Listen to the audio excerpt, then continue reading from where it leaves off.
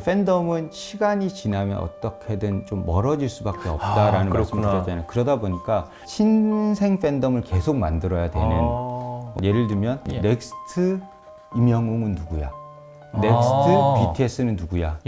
라는 부분이 있는 거죠. 이제 뭐 BTS의 팬들이 앞으로도 충분히 오랫동안 그들을 사랑하겠지만 뭐 나이가 좀 40대, 50대가 됐을 때 생업에 시달려서 이제 그들을 추종하는 것들이 그렇게 힘들어지는 경우가 생기면 그러면 새로운 팬덤을 만들기 위해서는 사실은 새로운 세대에 어필할 수 있는 컨텐츠나 아티스트나 뭐 스포츠 스타들이 또 필요한 거죠. 라이프 사이클 안에서 뭐 내가 가진 아티스트나 내가 가진 컨텐츠의 인기가 죽었을 때 새로 붕업할 수 있는 새로운 아티스트나 새로운 컨텐츠를 만들어내는 것들이 기업 안에서 이제 계속 고민이 되어야 되는 것들이라고 생각이 됩니다.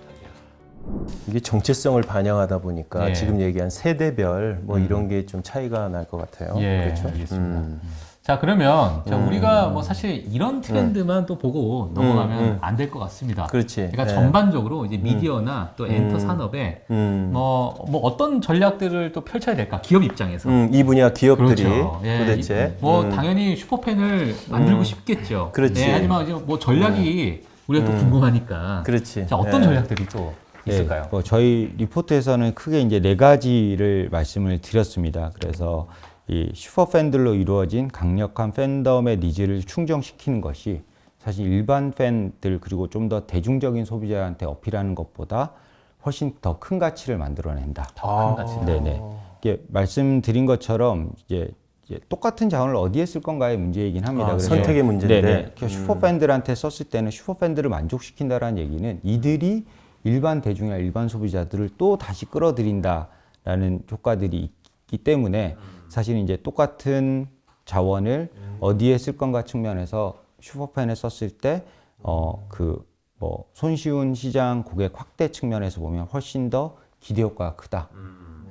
일반 팬은 일반 팬만 어필할 수 있는데 더욱 전략적인 선택이 될 수 있다.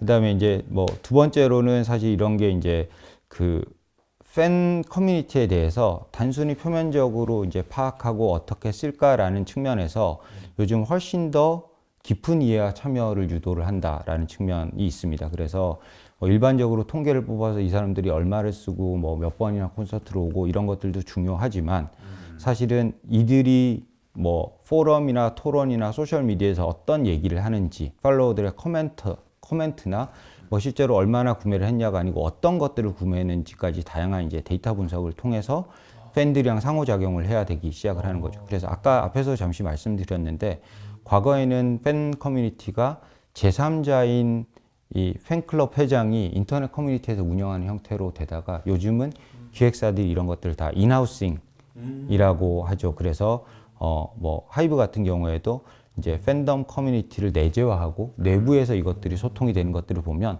보고 분석하고 대응할 거리들이 많아지기 때문에 훨씬 더 상호작용에 대해서 면밀하게 분석할 수 있고 면밀하게 대응할 수 있는 방향으로 설계가 이루어지고 있습니다. 자, 그러면 이제 이런 보니까 이제 기업들이 되게 공격적으로 지금 하는 것 같아요. 그 팬덤을 어떻게 보면 컨트롤까지는 모르겠지만 나름 이제 제대로 관리하려는 노력들을 하고 있는데 어쨌든 중요한 건 이분들이 이제 지갑을 열어야 되잖아요. 그렇죠?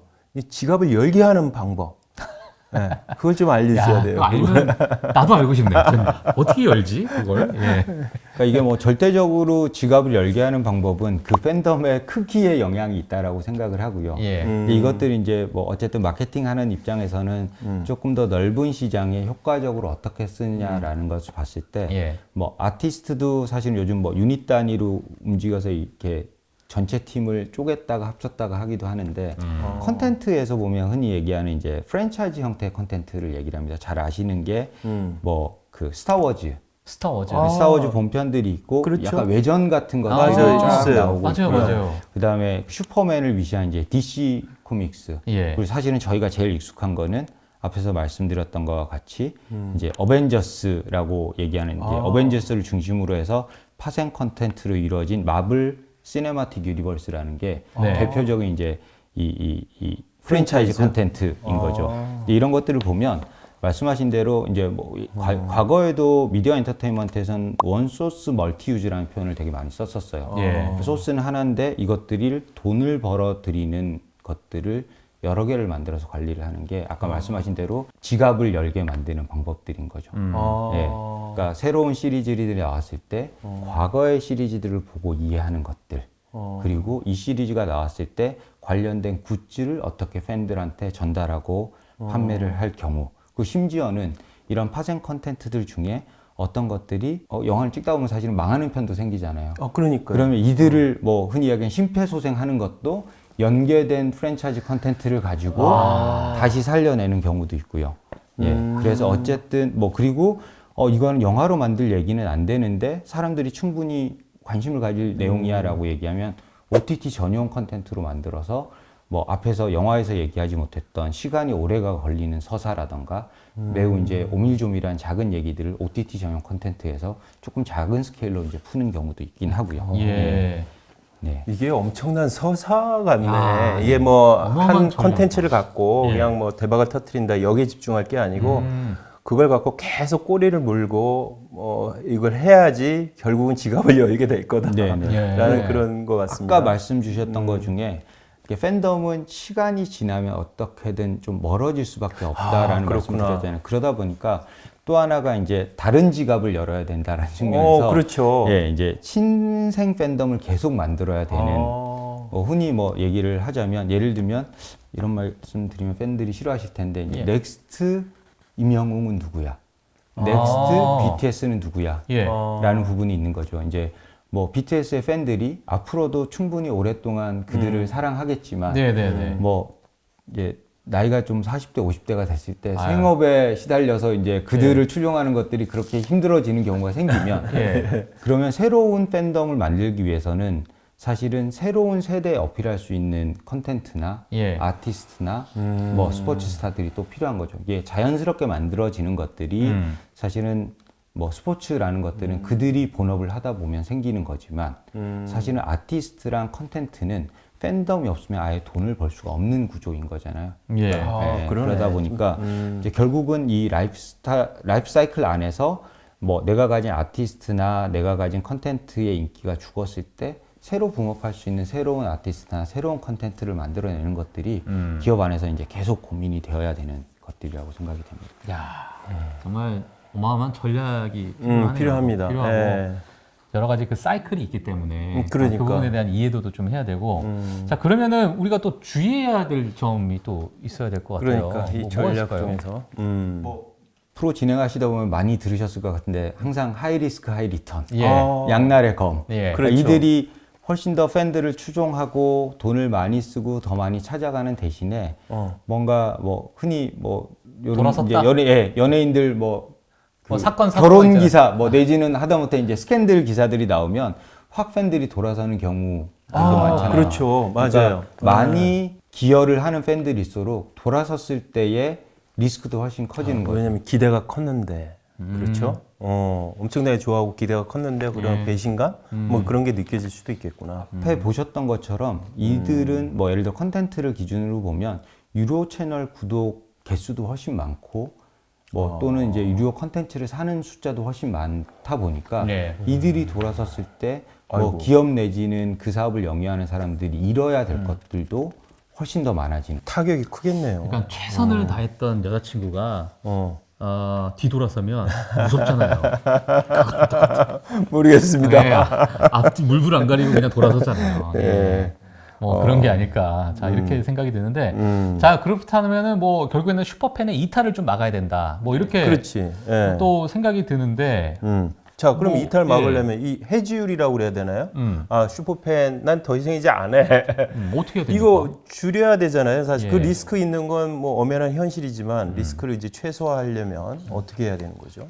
이게 뭐 사실은 해지율을 줄이는 가장 좋은 전략은 어쨌든 팬덤에게 줄 수 있는 컨텐츠나 스토리들을 계속 끊지 않고 주는 것들입니다. 그래서 끊임없이. 네, 예를 들자면 뭐 저희가 뭐 아까 마블 시네마틱 유니버스 같은 이제 큰 영화로 연결이 되는 컨텐츠가 있다라고 했을 때 네. 중간중간 이들이 사실 뭐 올해 한 편을 보고 나면 뭐 잘 아시다시피 그 저희 뭐였죠? 그 그 탑건.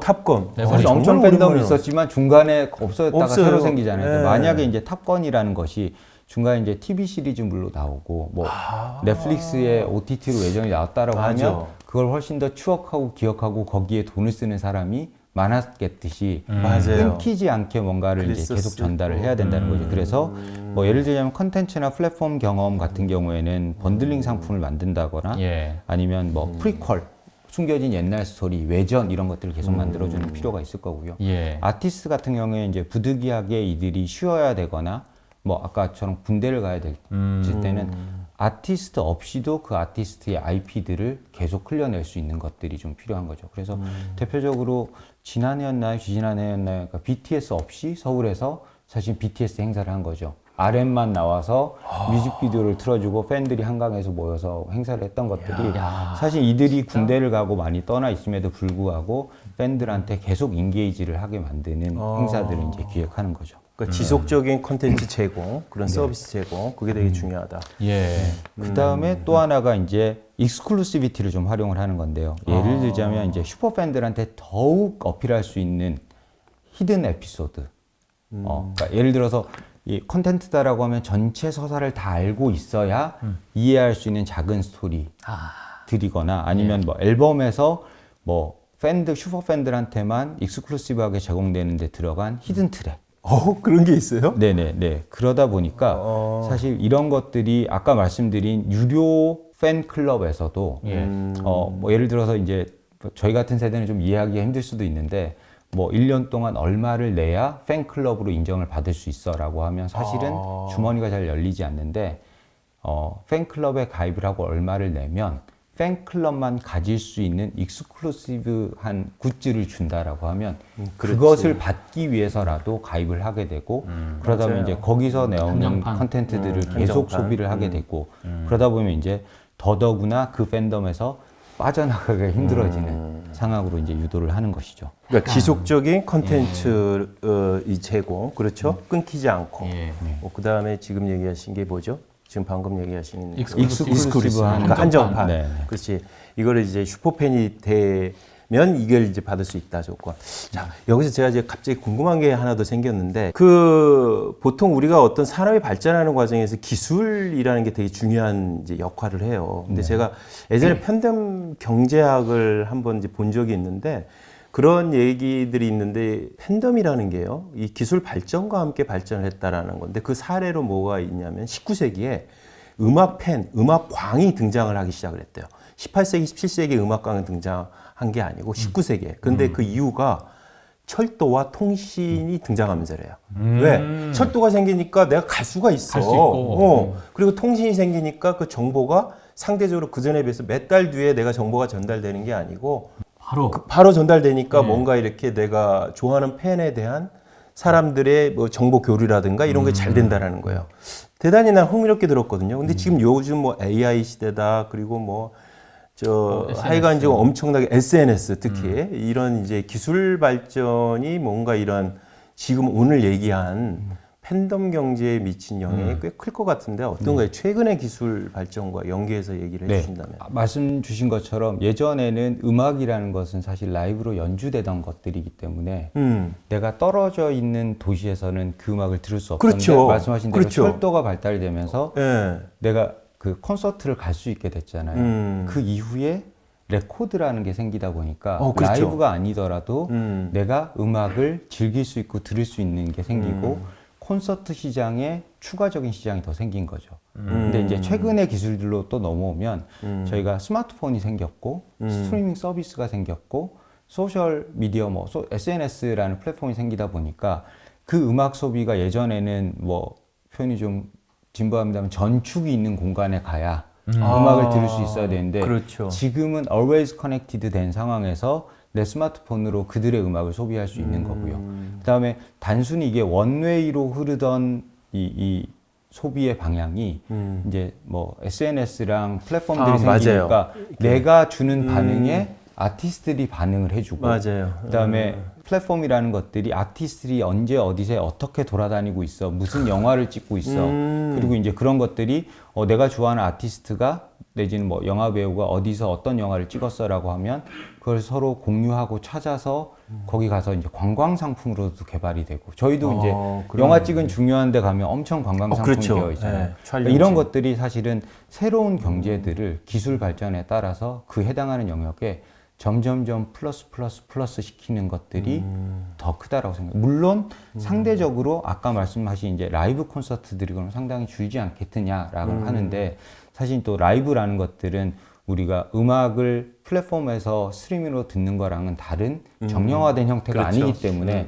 내가 팬덤으로서 더 큰 기여를 할 수 있고 더 새로운 경험을 할 수 있다는 측면에서 별도로 존재하는데 기술들이 만들어낸 새로운 시장들이 계속 붙는 형태가 된다는 걸 가질 것 같습니다. 기술 발전이 재밌네요. 이 팬덤 경제에 어떻게 보면 인프라 예. 역할을 예. 탄탄히 해주고 있다. 저는 뭐 그렇게 이해되네요. 예, 네. 알겠습니다. 자, 그러면 자, 오늘 이제 마지막으로 사실 저도 이제 이 질문을 마지막으로 제가 좀 드리고 싶은데 미디어 엔터 기업들에게 저희 파트너님께서 좀 조언을 하고 싶으신 뭐 그런 부분이 있을까요? 혹시 지금 이 상황에서? 뭐 사실 미디어 엔터 기업들은 다 이해하고 잘하고 계실 거라고 네, 생각을 그렇죠. 합니다만 네. 사실은 이제 저는 강조하고 싶은 게 이제 관점의 차이인 것 같아요. 예. 그러니까 저는 개인적으로 그 주말의 영화라는 게 제 일주일 중에 뭔가 미디어 엔터테인먼트 컨텐츠를 소화하는 유일한 시간이었는데 네. 지금의 젊은 분들한테는 이것들이 주말뿐만 아니고 24시간이 컨텐츠와 미디어를 소비할 수 있는 시간이 된 거죠. 예. 산업의 관점에서도 저희가 그래서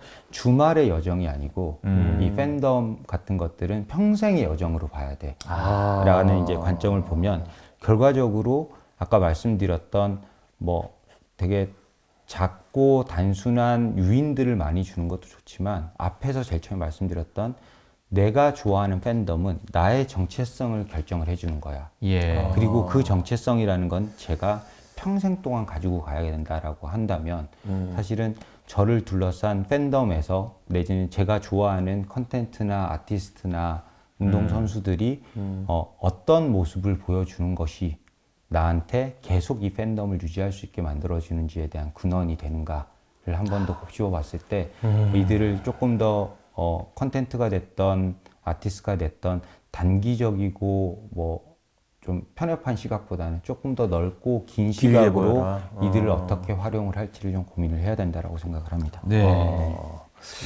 오늘 정말 아주 흥미로운 얘기 잘 들었습니다. 네. 미디어 엔터 산업의 슈퍼팬. 딜로이트 리포트 얘기를 아주 상세하게 네. 잘 설명을 들었고요.